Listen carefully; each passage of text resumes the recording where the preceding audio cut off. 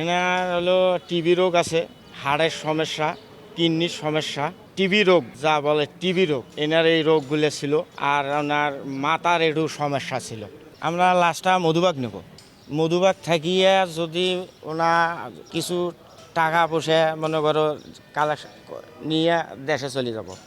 Collection করবো না, আমরা মনে করো আত্মীয় যারা আছি সবাই মিলে ঝিলিয়ে তারে নিয়ে যাব দেশের বাড়িতে। ঢাকা মেডিকেল থাকিয়ে মধুবাগ যাইব। মধুবাগ থাকিয়ে পরে লাশ আমরা দেশে নিয়ে যাব। ভাগিয়ে আত্মীয় মাত্মীয় যা আছে সবাই মিলিয়ে একটা বসিয়ে লাশ দেশে নেব। না না, আমার কোনো কাগজ সন্দেহ হয় না।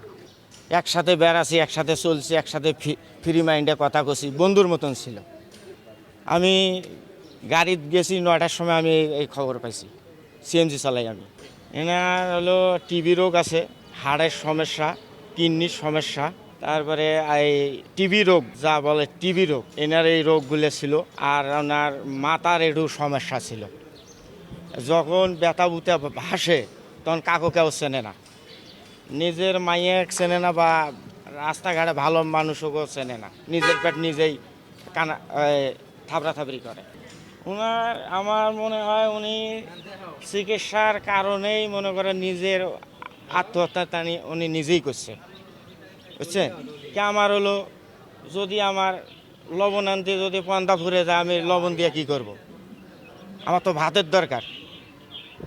আমার বউ ছেলেরা যদি আমার পাশে যদি 10 টাকা ব্যয় করে, আমি তো ব্যয় করতে পারি না, আয় করতে পারি না। বই বই আমার ওষুধ খাওয়া লাগে। আমার 3 দিনে আমার 1200 টাকার ওষুধ লাগে। এই মহিলা মানুষ 1200 টাকা 3 দিনে টাকাটা জোগাড় করে কোথা থেকে?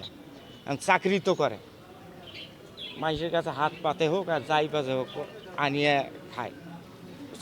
এরে একটু তার একটু মাথার একটু সমস্যা ছিল। মেয়ে একটা চাকরি করে, একটা মেয়ে 12 বছর বয়স, হ্যাঁ, নকল গার্মেন্টসে কাজ করে, 8,000 টাকা বেতন পায়। আর বউ বাসায় কাম করে 4,000 টাকার মতন বেতন পায়। এটা নিয়ে ওনারা সংসার চলায়, ওষুধ বা দুধ খায়, ঘর ভাড়া দেয়। আমি এইটুকুই জানি।